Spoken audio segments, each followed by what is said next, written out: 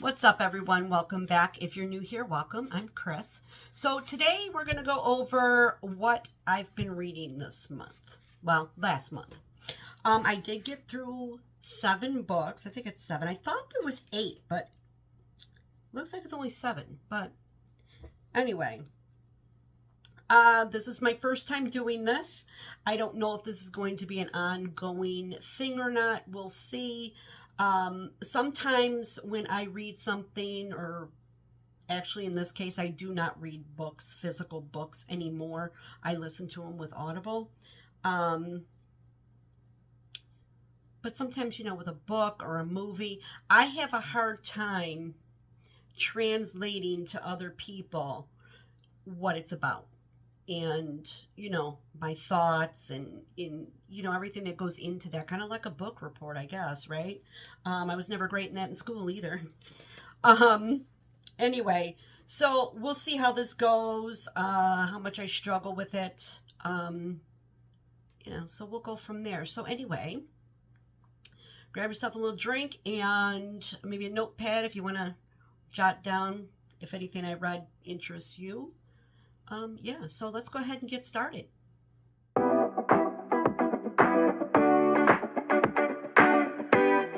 All right, so I took a few notes, not like, cliff notes or anything, but just to kind of like maybe spark my memory. I'm trying to decide where I want to start.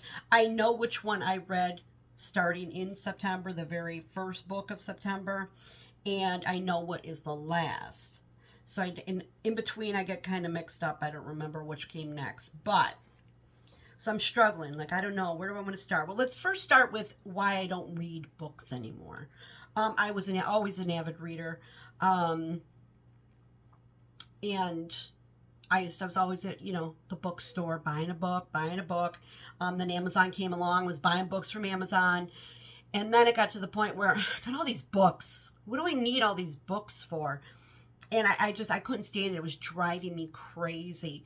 So back in oh my God, it must have been, what would it have been? When did the Kindle come out? When the Kindle was released. I wanted a Kindle. So I thought, oh, this is so cool. You could download the books instantly right to the Kindle, yada, yada. And I was doing the Kindle after that and loved it. Still not quite the same as holding a physical book and turning the pages and the smell of a book, especially a new book. So I went to the Kindle. And then life just got busy. So busy. And I'm to the point now where I don't have that available time. I don't. If I were to take a book to try to read it, physical book, whether it be Kindle or a paper book, literally it would probably take me a month to get through it. By the time my days end, I have very little time in the evening, and it would put me to sleep.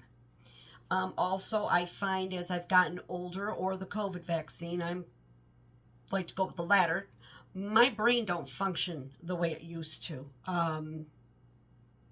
Scatterbrained. I could be reading something and not even reading it because my mind is thinking about other things, and then I forget things. And so that being said, I stopped reading. I was like, I can't. When am I going to have the time? Then I started hearing about this Audible, and I thought, oh, And actually, I didn't think I would ever be able to do an Audible type book either, because I thought, well, how do you do things and be able to hear what And I was starting to listen to podcasts, and I would listen to them while I work and yada yada. And I thought, wow, I caught all that, and I don't know how I did that. I thought, I bet you I can do an audiobook. So I started with my first audiobook, and I was like, oh my God, this is fantastic. I can get back into the world of stories and imagination. And I've been on a roll ever since. I absolutely love the fact that now I can enjoy books again. We're going to call them stories because technically you're not really reading, are you? I had somebody, my girlfriend said to me, she says, you do realize you didn't reading a book, you didn't read the book. I says, well, I know that. I says, but I still could talk about it with anybody who did. What's the difference? I'm still enjoying it. And that's the point. So I don't know where I was going with that. See? That's what I'm telling you. Squirrel. Just my life now. So I was listening to audiobooks and I was, just really excited about it. And yeah, I don't know if I was going to say anything else about it, but that's where I am today. I mean, maybe one day when, work slows down for me and, and I have some more available time, I may go back to reading a book. It would probably be a Kindle because I just don't need any more stuff in my house or my life. I don't need more stuff. So I'll probably, get a new Kindle, and because I still have my original Kindle. I'm sure it works, but I'm going to get the new one. And yeah, I'll probably, maybe I'll go back to it. And, we'll see how it goes. Yeah, so with these, and I can get through a ton of books. Well, I did when I read, too. Back in the day, I would read at least 2 to 3 books a week, easy. But now, I could still get through a lot. I listen to it in my car. I listen to it, and I don't even have a long drive to work, but wherever I go, my book's going in the car. I listen to it while I work, depending on what I'm doing for work that day. Sometimes, I've been doing my job a long time, and it's become like I could do it with my eyes closed and not even really have to put a lot of thought into it. So I just sit and work, and books going, and cleaning my house. Got it playing while I'm cleaning, listening to it. It just, so it works for me. This is my way of reading books. I listen to them. Okay, so all that talking, and I still don't know where I want to start. All right, I'm going to start with the first book I read. And this was a book that I've been wanting to read for some time. And I guess I was a little, what's that word I'm looking for? Intimidated by its size. However, I have read very long books before, and actually paper book. My largest book to date that I ever read, I don't know if anybody's ever read it. I read Atlas Shrugged by Ayn Rand. Rand. I don't know. Ayn Rand.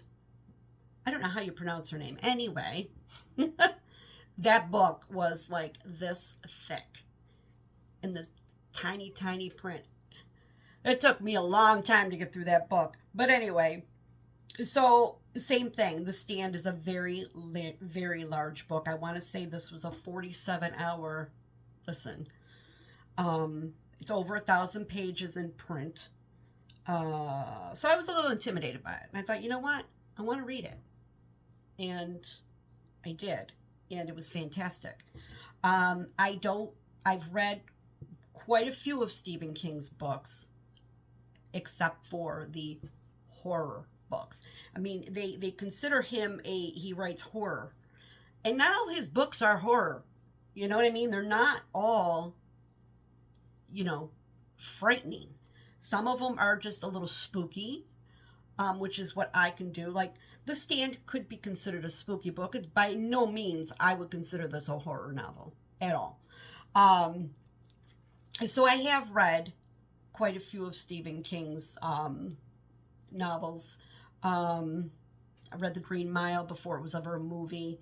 That was fantastic. So I wanted to read The Stand. This book was outstanding. Basically, it is good and evil.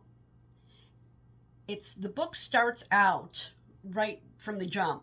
There is, it had like, what's that word? Not premonition, but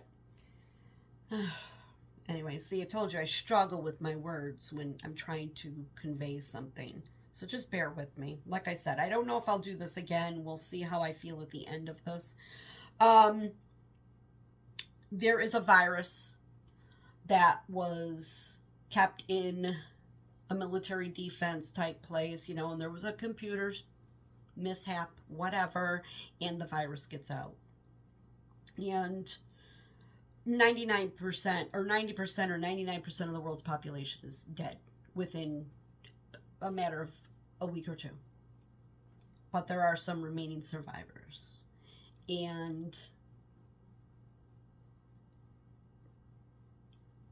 all day first of all, with Stephen King, his character development, the way he writes, you feel like you know these people, and when he's telling his stories, they are so, the picture in your mind becomes so vivid and clear. It's like it's real. So now you've got these people, and the two, you know, I'm in my mind, I picture, you know, the, what do you call that? It's the scales of justice. So you've got Randall Flagg, the Dark Man, here, and you've got Mother Abigail here. Mother Abigail's 108 years old, and, you know, and Randall Flagg's just this evil incarnate of, like, Satan.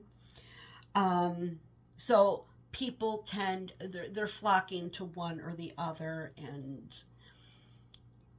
it becomes a battle of good and evil. Like, who's going to prevail here? And it's a post-apocalyptic world, so you're seeing survival and how people change, you know. And if we really think about it, how would you change as a person? What do you think your life would be if you were stripped of all your worldly things?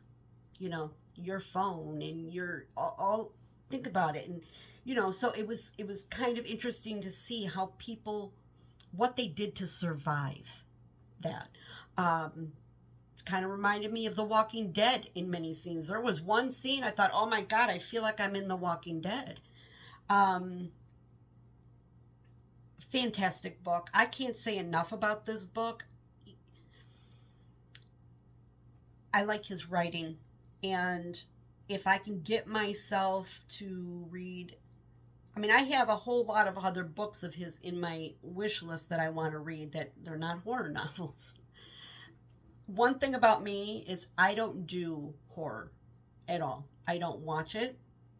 I don't read about it, because I don't know if if I have such a vivid imagination that the after effect on me is, yeah, I end up becoming like a child, like scared.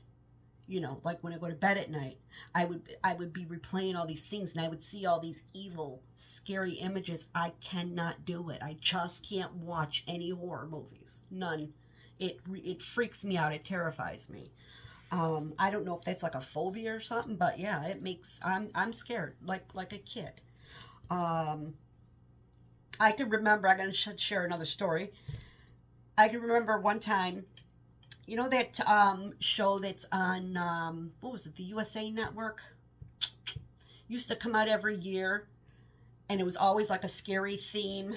Oh my gosh. I can't think of the name of the show. Anyway, I only watched one season of one of those shows. It was about there's a carnival, and that was a little creepy too. But anyway, this one particular one, me and my daughter were watching it, and we were watching it week to week, right? But one night she was at work, and I had watched the next episode in this. I think it was only like episode 2, to be honest with you. And I was spooked. And I'm like, oh. So I'm sitting on the couch. She comes home from work, and she's like, no, what are you doing? I said, nothing. I says, Kayla, I said, will you do me a favor? And she goes, what? I said, will you go down cellar and get the laundry for me? I couldn't go down to my basement to get the laundry because I was too scared from watching one of the episodes. So I never did finish watching it because I thought, yeah, no, I can't do it. So yeah, that's a little truth about me. Anyway, back to The Stand. I wouldn't classify this as a horror novel. There was some kind of spooky things happen in it, but it was really about the people, just the people, and the characters were just so. We had Tom Cullen, and he's a little bit slow, and but you fell in love with him. You had this compassion for him, and then there was Trash Can Man, and he comes up with all these crazy people, and they're like, you almost believe that they're a real person.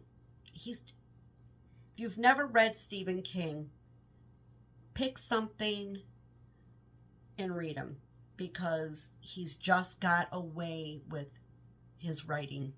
He really does. And he's just, the master storyteller. He's just phenomenal, and I absolutely love him. And like I said, I've got other things on my list that I'd like to watch or listen to by him, that aren't horror novels. They might be a little spooky, and that's fine. But we'll see where I venture forth with that. Okay. See, I'm a chatterbox. I'm supposed to be talking about books, and I'm talking about everything under the sun. All right. So Stephen King, The Stand, phenomenal book. I highly recommend it. If you enjoy books that have fantastic characters and develop to perfection and a good story, substance to it. I like my books to have substance. This was really good. I liked the whole, the evolution of people after everything's been lost. All right. Then I read, well, I don't know if this was the one I read next, but the next book here is All the Light We Cannot See. And this is by Anthony Doerr. This is World War II, Paris. It's gotten rave reviews. It's supposed to be on Netflix. I don't know if it's out yet or not. I might watch it. Here's the thing. This may be a very good book. In fact, I think this may have been the book I read afterwards. When you come off a book like The Stand or a phenomenal novel, that next book is always going to kind of be compared to it. So, with this one, you've got Marie-Laure. She is a 6-year-old girl, in the beginning of the book. She goes blind. She only has her father. She doesn't have a mother. I believe her mother died during childbirth. And they live in Paris. Now, at the same time, so book starts out with Marie-Laure and her story and, child, and the father builds her this miniature city of the neighborhood where they live so that she could learn to get around without her sight.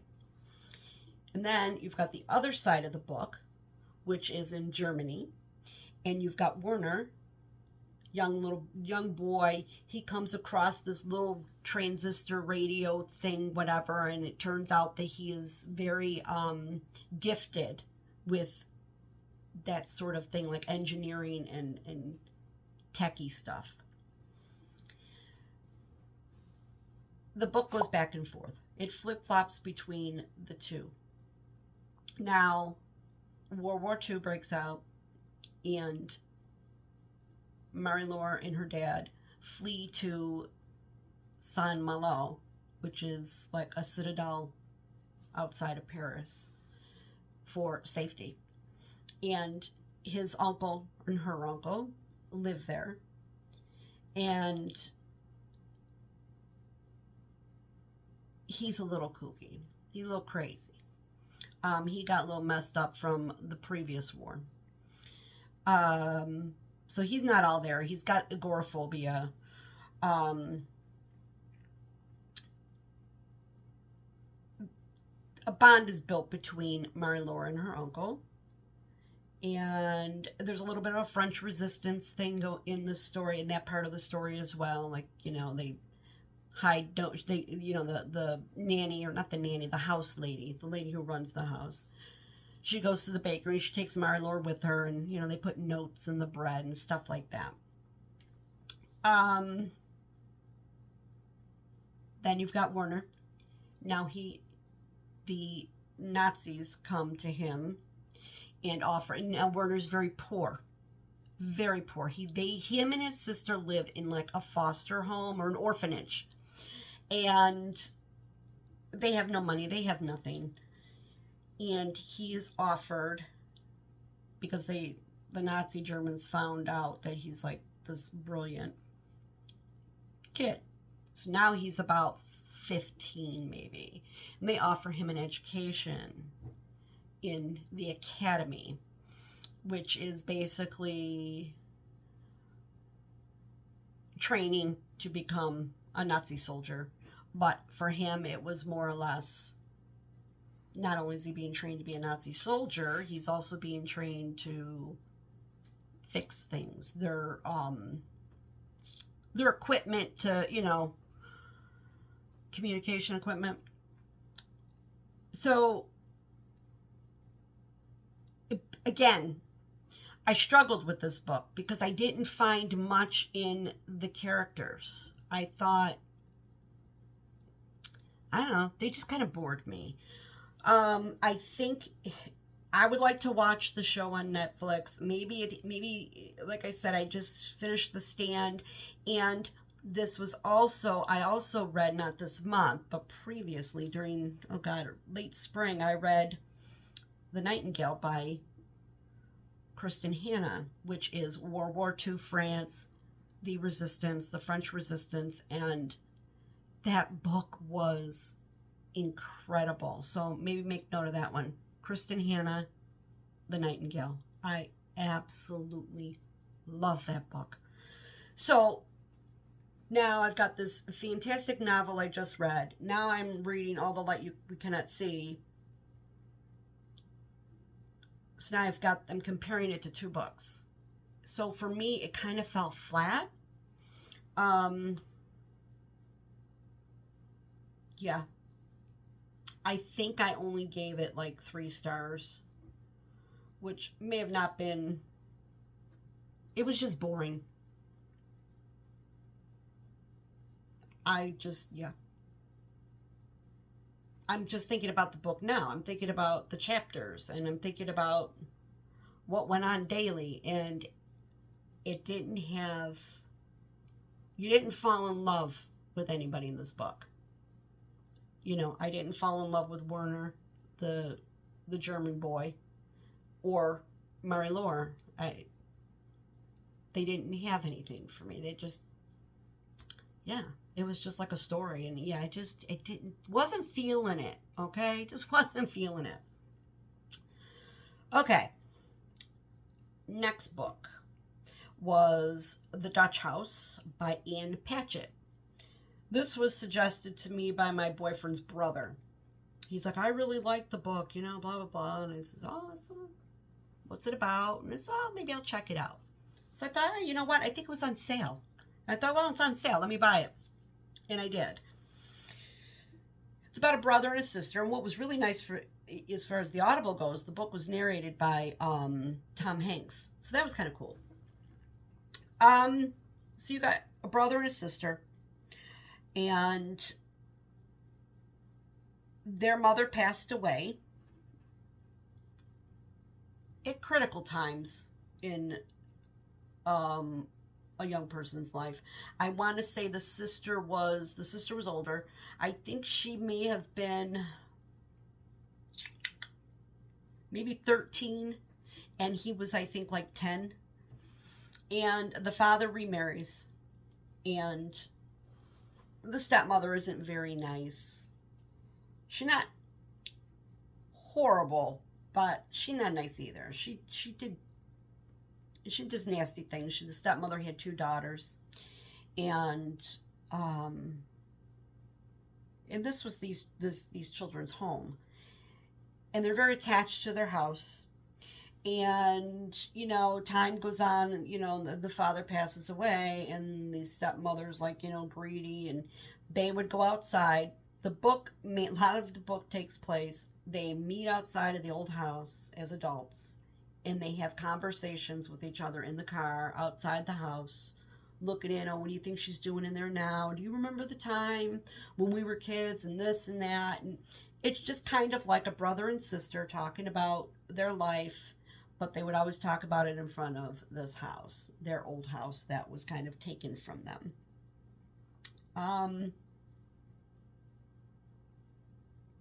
I'm sorry, the mother did not die. See, I forget things. She didn't die. She left them.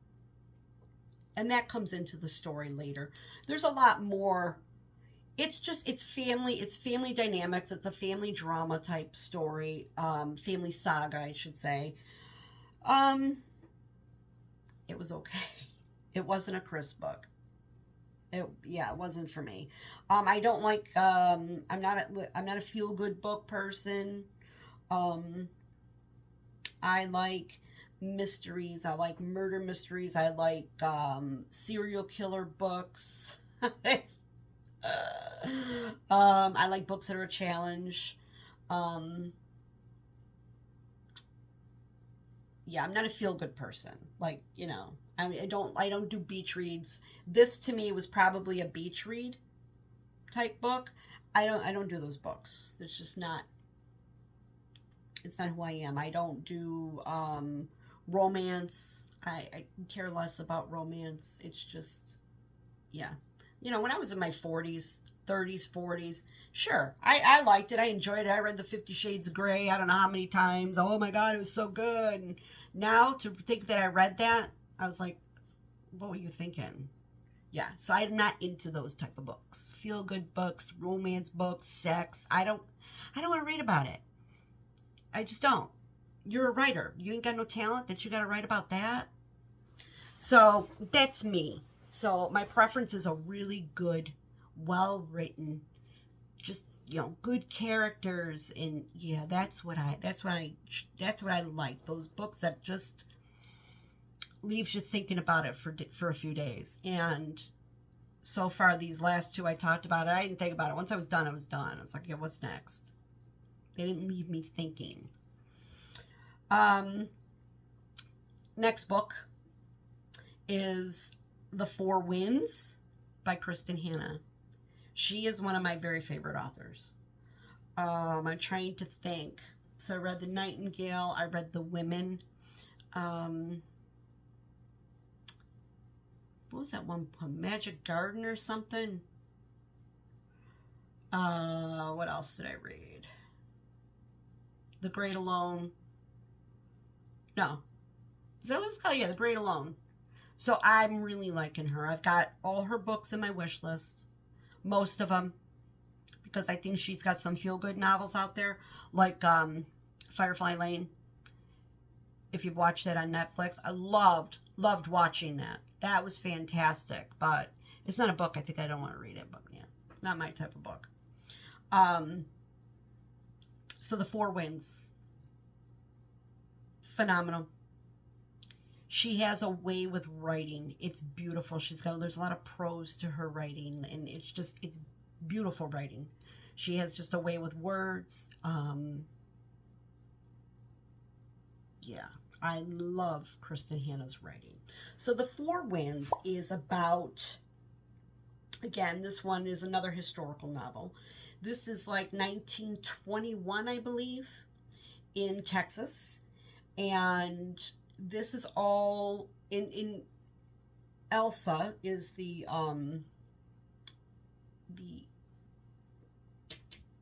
main character here is Elsa.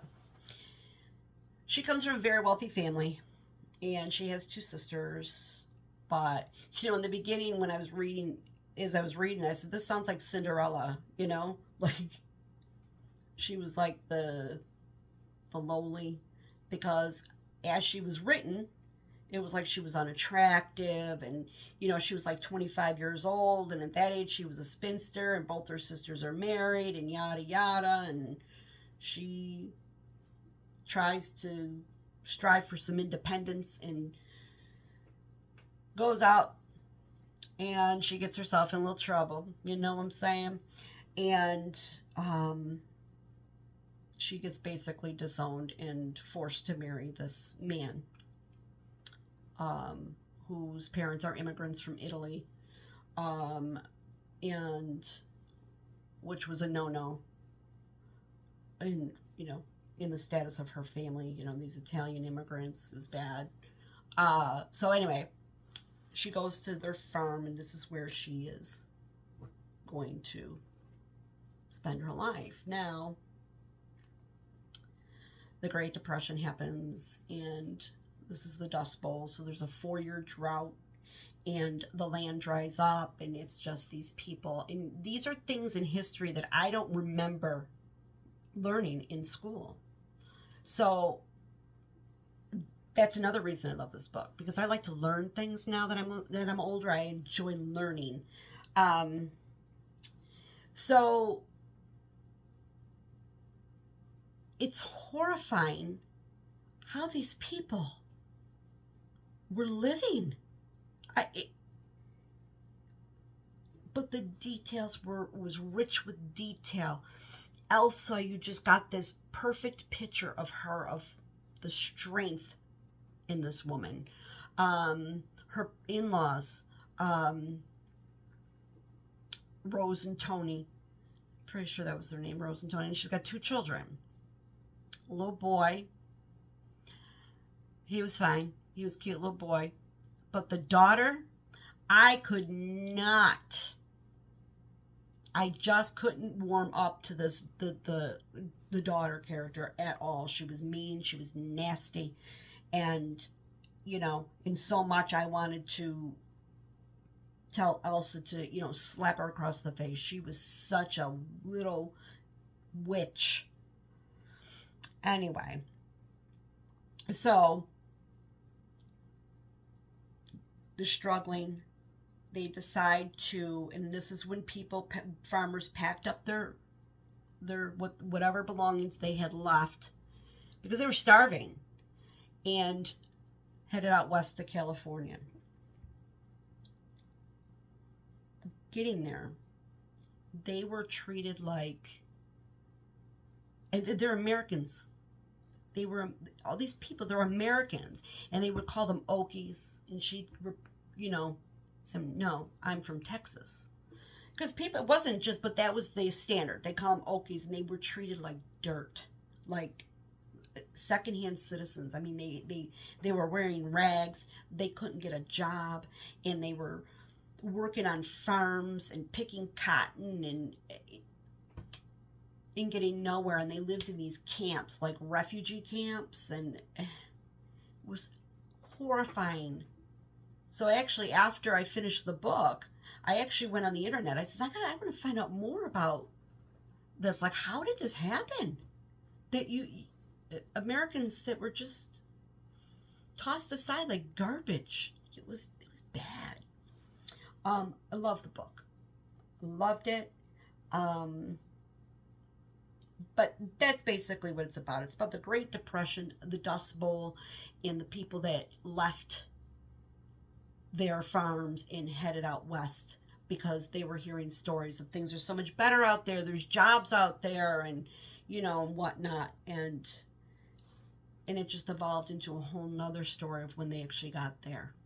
So you have the whole part of like the despair that they lived in every day on their farm with the dust storms, and then what they faced when they actually traveled across country in search of a better life.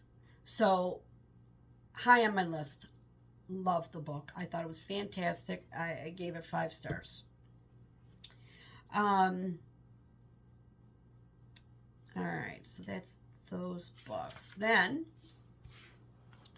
I read Watchers by Dean Koontz. I like his books. Some of them are a little bit, out there. Um, he is kind of like a horror novelist, but more in like a sciency type of way. This one was good. Travis Cornell is the main character in this book, and he goes off for a hike in the woods, and he comes across this dog. Well, this dog was trying to warn him to go away, get away from here. He's leading him back out of these woods. And so he ends up befriending this dog. He takes the dog home, and he starts to find out that this dog is like eerily intelligent. There's like something's not, it's like, what is it with this dog? And basically, the dog was pushing him away from the woods because there was another creature in that woods that was also intelligent but not as nice as a dog. So basically, this was like a science experiment to get these animals to become intelligent. And obviously, in the dog's name in the book, he names him Einstein. He escapes, and so does the other creature. And all going on around this is, and the creature is looking for the dog. But there's also not so nice man out there looking for the dog as well, and also he's like a hitman. So there's a little bit of a thug side to it, and then there's this side where there's this creepy creature out there tracking the dog, and the dog starts to gain even more intelligence. Not gain, Travis is starting to realize the intelligence, so he starts working more with this dog to find out more information. And that it was a good book. It was enjoyable. I liked it. Dean Koontz has some good books. He's got Odd Thomas. What else have I read? Lightning was another book I read by him. I've read a few of Dean Koontz. It's a nice change of pace. Not as good as Stephen King, but he's very good. He's a good writer. You get a good picture in your head, and his stories are spooky, science spooky, but not crazy like science fiction. But there's a lot of times he uses a lot of medical things too in his books. All right. I'll talk about this one now, because this one I'm going to talk about now was the worst of everything I read. It was just bad. I think I gave it 2 stars. It was horrible. It was an awful book. It's called It's One of Us by J.T. Ellison. I had started this book a few months ago, and I couldn't get into it. And I was like, all right, you know what? Maybe it's just me. Maybe I need to take a little break. And then I decided, you know what? I got to get this out of my... I didn't like that it was sitting there, which is a little bit red on the bar. And I thought, I want to get this done and finished. So let me just listen to this one. It was a struggle, you guys. It was a struggle. I found it was an absolutely ridiculous book. The characters were like so underdeveloped. There was nothing interesting at all. You got this Olivia Bender and her husband Park. Olivia's infertile, and she's going through IVF treatments, and this, I'm not telling you anything that I'm not spoiling anything here, because right in the beginning of the book, there's, she finds out she miscarried another one, and if just even the dialogue was bad. I could write this. It was just bad. There's a knock on the door in the morning. There's these 2 cops at the door, detectives, and somebody's been killed. And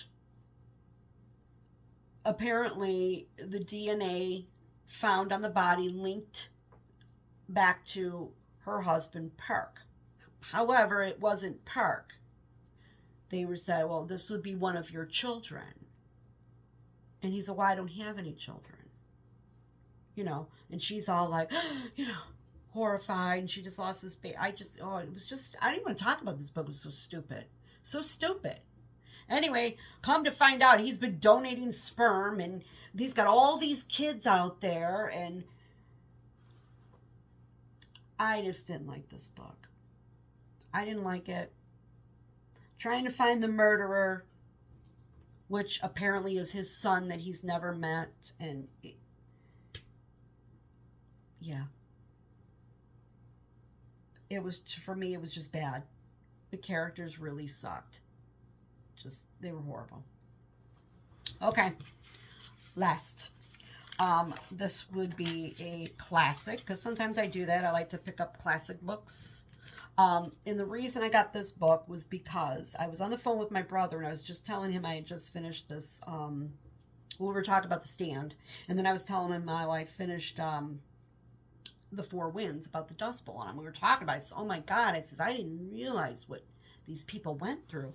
And I had I had watched The Grapes of Wrath many, many, many years ago. And,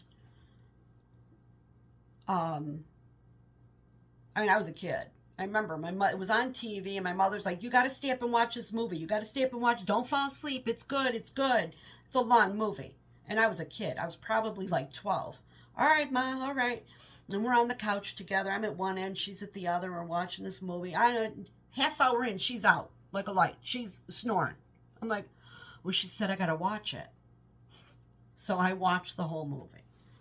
And it was a good movie. It really was. So I had toyed with the idea of reading The Grapes of Wrath. And I thought, well, me and my brother talking. He said, well, you just read that book, another book about the Dust Bowl, kind of be like repetitive. I said, yeah, you're right. And he says, you should read, try East of Eden by John Steinbeck. I said, oh, all right. Because I read Of Mice and Men when I was back in high school. Phenomenal book, by the way. Of Mice and Men was so good. So East of Eden. All right. Superb writing. Beautiful character development. You felt like you knew them.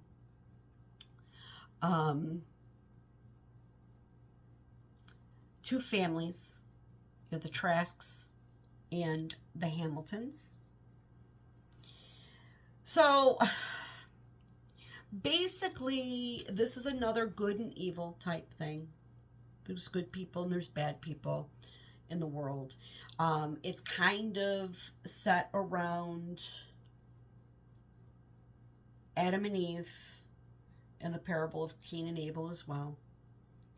Even though it wasn't like completely derivative of that. It was just inspired by that. Okay, inspired Adam and Eve and Cain and Abel. So Adam Trask has a brother, Charles. Adam's a very nice man. He was a good boy. And Charles was more of wasn't a horrible man, but he was different. And he used to torment his brother.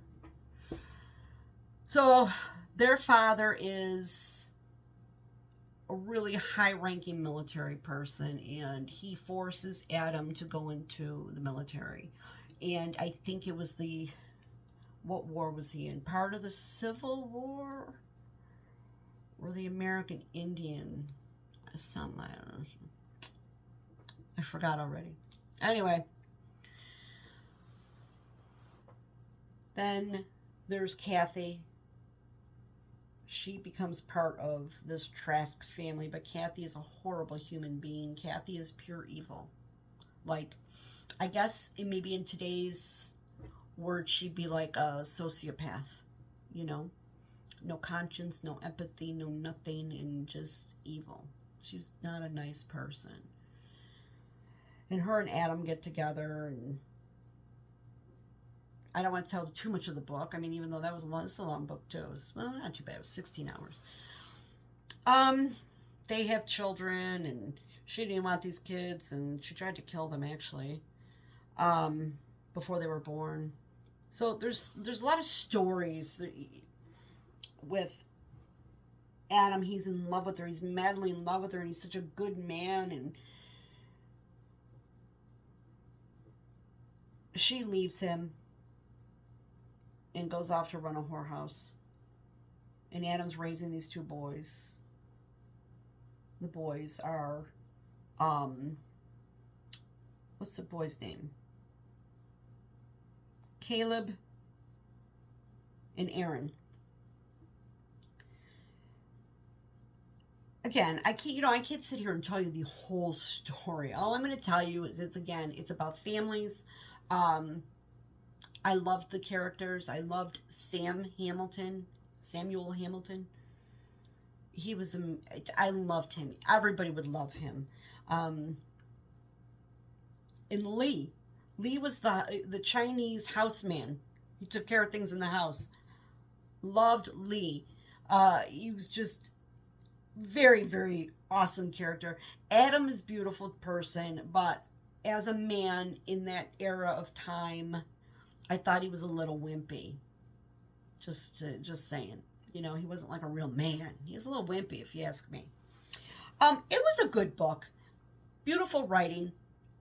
The story was just kind of blah. And sometimes I felt the book went on and on and on and on. There was like certain parts of the book, it's like, okay, enough already. Let's move on here. Well, how long are we going to talk about this? All in all, it's worth the read if you want to start reading some classic novels. And John Steinbeck, he is a phenomenal writer. I mean, I don't know if anybody's read, Of Mice and Men, or, I'm trying to think. Yeah, that's the only book I ever read by John Steinbeck, and then I saw The Grapes of Wrath. But, so yeah, I would recommend the book, being that it is a classic. It is very well written. The characters are very well developed. But it just kind of like, there wasn't that much story to it. And I think that's what I was just kind of like, okay, just, but all in all, I mean, it was a good book. It really was. I have to give credit for the fantastic writing in the book. All in all, it was a good book. It wasn't, like, oh my God, I can't do this. It was good. It was worth the read, if you haven't already read it. All right, so those are the books I have finished for the month of September. I have not started any new books. Taking a little break, because I got some stuff going on at work right now, so it's a little distracting. So I'm not able to really hone in on a book right now. But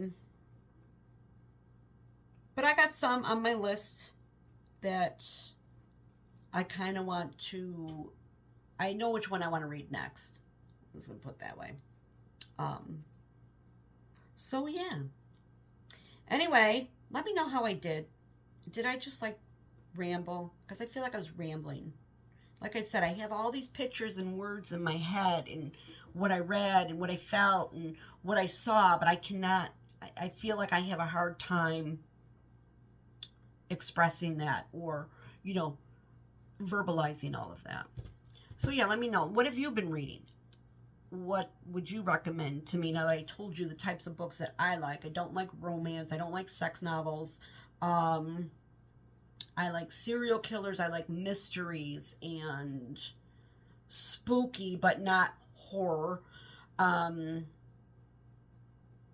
don't like feel-good books. I'm not into beach reads. Just not. I like books that have good substance to it, good characters, and just, something you really want to sink your teeth into, I do like some Science fiction, as long as it's very well done. Fantasy, I don't mind fantasy as long as it's well done and not crazy off the wall fantasy. So yeah, let me know your thoughts. What are you currently reading right now? You got a good book going that you want to talk about or you're excited about and you want to share? Share it below in the comments. All right, everybody. I'm done for now, and thank you so very much for watching. I appreciate you, and I appreciate the time you take out of your day, your lives, and your busy schedule, and you watch a video that I have uploaded, because it means a lot to me. It really does. Please comment, like, and subscribe. It helps the YouTube algorithms, and yes, I hope you enjoyed, and we will chat again real soon. Thanks. Bye-bye.